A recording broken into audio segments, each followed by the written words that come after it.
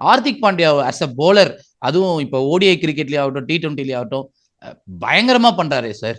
என்ன பிரச்சனை, என்ன ஒரு பிரச்சனை பேட்டர்ஸ்க்குன்னா, ஹர்திக் பாண்டியா சீம் பிடிச்சு புவனேஸ்வர் குமார் மாதிரி அப்படி டிராப் பண்ற ஆளு. அப்பப்போ ஒரு பவுன்சர் போட, அதையும் குறைச்சுட்டாரு நிறைய. பவுன்சர் போட்டா இன்னெஃபெக்டிவா இருக்கும், அடிப்பாங்க. இப்படி ஆட ஆரம்பிச்சிடும்.